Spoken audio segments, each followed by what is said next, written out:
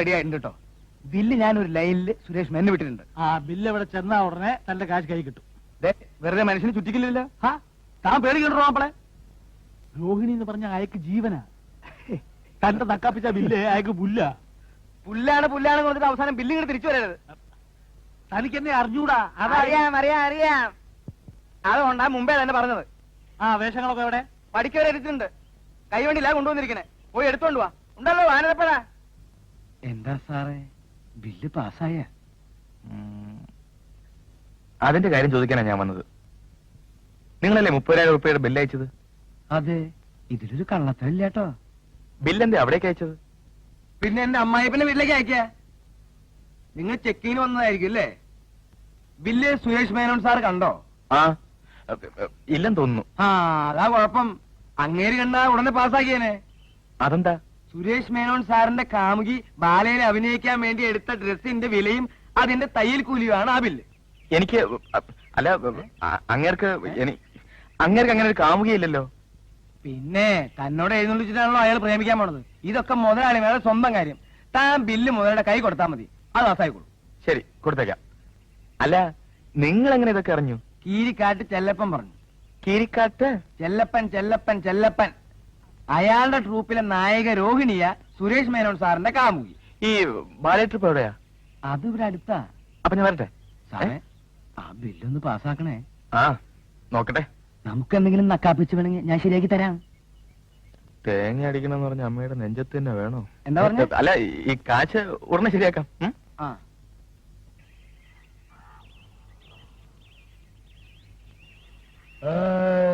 Hello, ഇവിടല്ലേ കീരിക്കാടന്റെ ballet? ബുക്കിങ്ങിന് വന്നാണ് ഇന്ന് date എടുക്കില്ല. മൊയിലാളി ബിസി. ഗാന്ധികാളി പേപ്പറുകാരന്മാരുടെ കൂടെ ഒരേ മീറ്റിംഗ്. പത്രസമ്മേളനാണോ? എന്തരാന്താ ഞങ്ങളുടെ പുതിയ ഹീറോയിനി രോഹിണിയെ പേപ്പറുകാരന്മാർക്ക് പരിചയപ്പെടുത്തി കൊടുക്കുക. എന്താ എത്ര പരിചയപ്പെടുത്താൻ? സുരേഷ് മേനോന്ന് കേട്ടിട്ടുണ്ടാ? ആര്? അദ്ദേഹം വലിയ പണക്കാരനല്ലേ? അത്ര വലിയ പുല്ലൊന്നും അല്ല. നമുക്കറിയാം അവന്റെയൊക്കെ കഥ. അവന്റെ തന്ത കള്ളനോട്ടടിച്ചല്ലേ പണക്കാരനായത്. അത് ഓട്ട് പുല്ല്. അവനൊക്കെ എന്തരായ നമുക്കെന്ത്? നമ്മുടെ ഭാഗ്യത്തിനോ എന്തോ നമ്മുടെ ട്രൂപ്പിൽ ഒരു ചരക്കുമായിട്ട് അവനൊരു ലൈൻ. നമ്മുടെ മൊയിലാളി അത് ശരിക്കും മുതലെടുത്ത്. പെണ്ണിപ്പ ഹീറോയിനി. ഇതിന്റെ കേറാപ്പില് സുരേഷ് മേനോൻ ബാലയുടെ പാർട്ട്ണറായ മൊയിലാളി കോളടിച്ച്. എവിടെ ഗാന്ധി ഹാൾ? എന്റെ കൂടെ വരി, ഞാൻ കാണിച്ചു തരാം. സാറ് ബാലയെ മുഖ്യം തന്നെയാ വന്നത്? അതെ. സാറിനെ ഞാൻ എവിടെയോ വെച്ച് കണ്ടിട്ടുള്ളോ അല്ലേ? വല്ല ഉത്സവ പറമ്പിലും ബാലെ കാണാൻ. ആയിരിക്കും. നമ്മൾ വായി നോക്കിയുള്ള ചുറ്റി തിരിയാത്ത ഇടവില്ലല്ലോ. അയ്യോ, പറഞ്ഞോണ്ട് നേരം പോയി അറിഞ്ഞില്ല. ഞാൻ പോട്ടാ. ഞാനും വരുന്നു. ചുമ്മാ വരി. കാറിൽ പോ.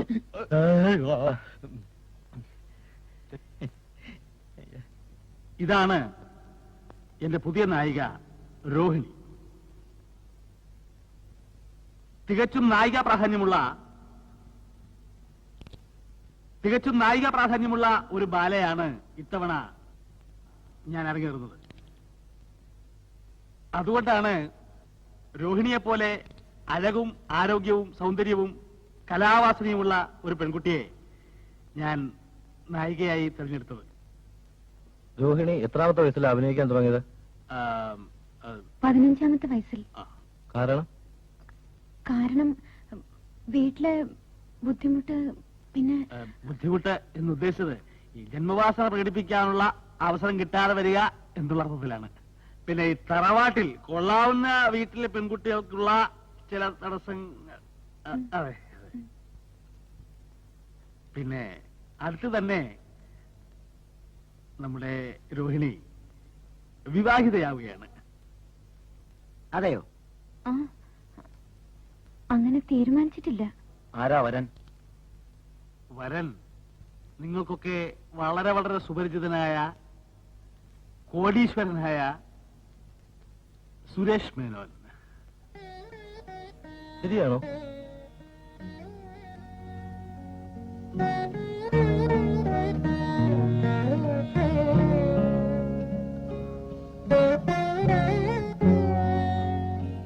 അതെ, ഞങ്ങൾ തമ്മിൽ സ്നേഹമാണ്.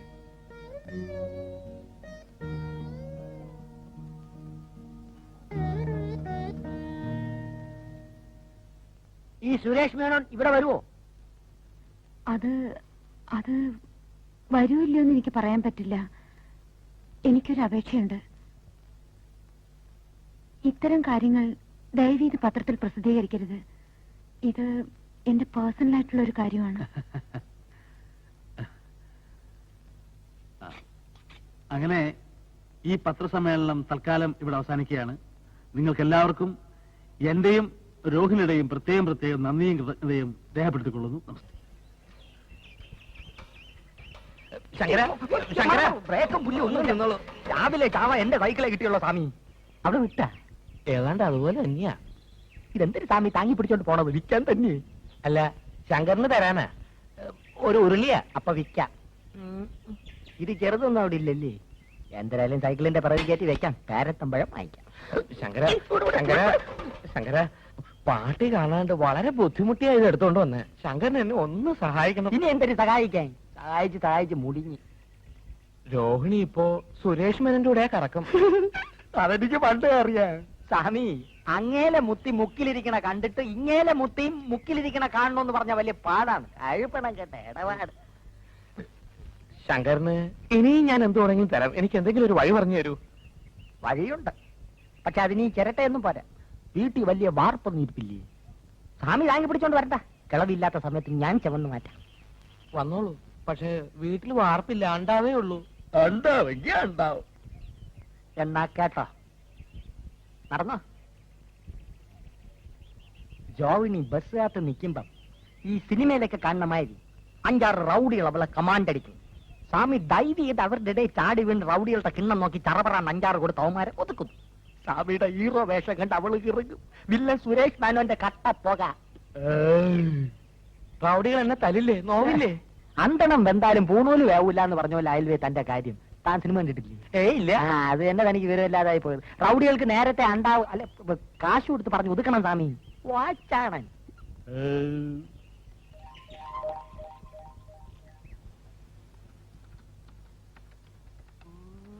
എന്താ തണുപ്പ് ഐസ് ഫാക്ടറി അത്?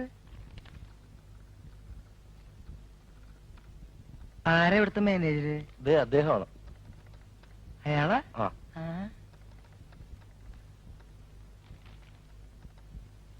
നമ്മളിവിടുത്തെ മാനേജരെ? അതെ, ഇരിക്കൂ. ഇരുത്തരുത്. എന്റെ ബില്ല് പാസ്സായിട്ടോന്ന് അറിയാൻ വന്നതാ. ഏത് ബില്ല്? KK സിനി കോസ്റ്റ്യൂംസിന്റെ ബില്ല്. ചില്ലറയൊന്നുമല്ല, 30,000 രൂപയുടെയാ. ഓഹോ, നിങ്ങളായിരുന്നു ആ ബില്ല് അയച്ചത്? എന്താ നിങ്ങളുടെ പേര്? K കുര്യൻ, കിഴക്കും പാട്ട് കുര്യൻ.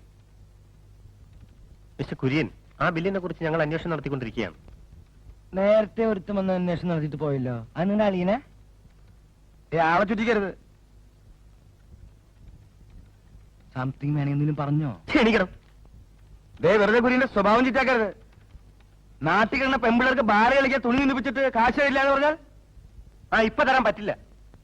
ചെറ്റക്കുട്ട, കാശ് മേടിക്കാൻ എനിക്കറിയാം. നിന്റെ അടുത്തുനിന്നല്ല, നിന്റെ അപ്പന്റെ അടുത്ത്. പോലീസിനെ വിളിക്കണം. തമാശ കളിക്ക്. എന്തിനടി അടിച്ചത്? എന്ത് വേണമെന്നറിയോ? ഇങ്ങനെ അടിക്കുക? ആര് പറഞ്ഞു ഇങ്ങനെ അടിക്കാൻ? കാശിലേ പറ, ഞാൻ കീഴ്ക്കാടിനെ മേടിച്ചോളാം. അതിന് പോലീസിന് വിളിക്കേണ്ട കാര്യമുണ്ടോ? ഇനി ഇങ്ങനെ പുറമേ ഒന്നും ആരും അടിക്കരുത് കേട്ടാ. എന്തത് ഇങ്ങനെ? ഞാൻ പോവാ.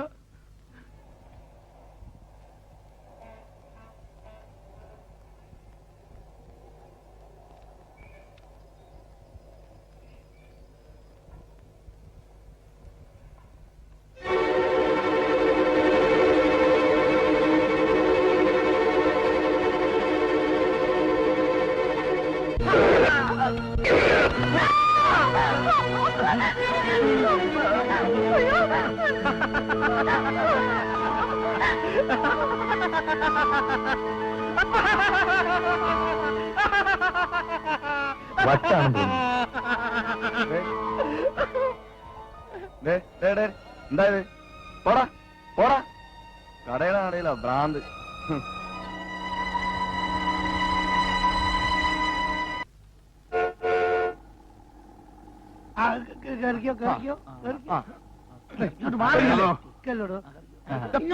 പട്ടി എന്റെ കാശാ, എന്റെ കാശാ.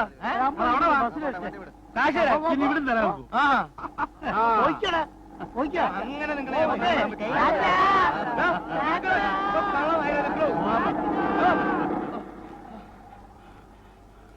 മര്യാദക്കനെ കാശെന്നില്ലേ ഇന്ന് തന്നെ ശവടക്ക ഇങ്ങനെ തിരിഞ്ഞോക്കോ മേത്തോട്ട് കളിക്കരുതെന്ന് വെറുതെ ഇരിക്കണോ ആ ആ അങ്ങനെ കിഴക്കമ്മാട്ടുകൂരിനെ പറ്റിച്ച് ഒരു തെണ്ടിയോട് രക്ഷപ്പെടില്ല രക്ഷപ്പെടാൻ ഞാൻ സമ്മതിക്കില്ല ഒന്ന് സമാധാനപ്പെട്ട എന്റെ മാപ്പിളെ നമുക്ക് വഴി ഉണ്ടാക്കാം എന്നിട്ട് സമാധാനിക്കാം ഇയാൾക്ക് തനിനെ മനസ്സിലായിട്ടില്ല എന്തോട്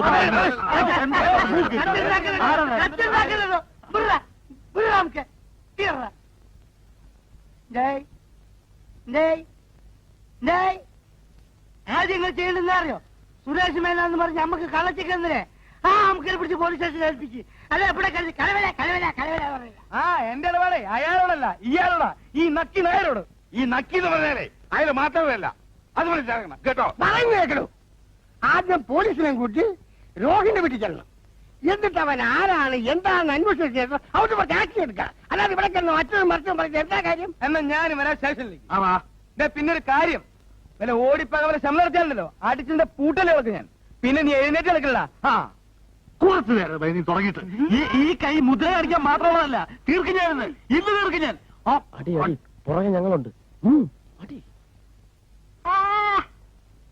എന്താ പാടുവോ നമ്മളെ ഒത്തില്ല എന്താണ്? ഒത്തില്ല ആ മൂപ്പര് ഒപ്പിക്കാൻ നടക്കുക താടിക്ക് നീ പിടി അക്കരെ നിൽക്കണ പശുവിനെ കണ്ട് ഇക്കരെ നിൽക്കണ മൂരി മുക്കറ ഇട്ട പശുവിന് ചെന പിടിക്കില്ല താൻ ഇനിയെങ്കിലും ഒന്ന് മനസ്സിലായി ഇവിടെ എന്തൊക്കെ ബഹളായിരുന്നു സിനിമ എടുക്കാൻ പോകുന്നു സംവിധാനം ചെയ്യാൻ പോകുന്നു ഇപ്പൊ എന്തായി ഞാൻ എന്നേ പറഞ്ഞില്ലേ ഇതൊക്കെ പറ്റിപ്പാണെന്ന് ഇയാളെ ഇനി നമ്മൾ വിശ്വസിക്കൂല കള്ളെ കാട്ടുകളെ ഇനി ഒരു നിമിഷം നമ്മളിവിടെ നിൽക്കൂല ഞാനും നിൽക്കൂല നമുക്ക് 3 പേർക്കും കൂടെ ചേർന്ന് ഒരു പുതിയ ട്രൂപ്പ് ഉണ്ടാക്കാം അല്ലെങ്കിൽ അന്തസ്സായിട്ട് പട്ടിണി ചേർന്ന് മരിക്കാടേ നന്ദി കേട്ടവന്മാരെ എല്ലാരും കൂടെ ശവത്തി കുത്താടാ തന്റെ ഈ വേഷം കെട്ടൊന്നും കിഴക്കമാട്ട് കുരിനെടുത്ത് നടക്കില്ല മര്യാദക്ക് കാശ് വന്നില്ലേ ഈ താനായിരിക്കും പോലീസ് സ്റ്റേഷൻ കിടന്ന് തല്ലുള്ള മൊയിലാളി എന്റെ മൊയിലാളി മൊയിലാളി മൊയിലാളി മൊയിലാളി എന്താണ് ശങ്കര എന്താ എന്താ ഇത് കാശ് കാശ് കാശോ ചെക്ക് മാറിയ കാശ് എന്താ എന്റെ അമ്മോ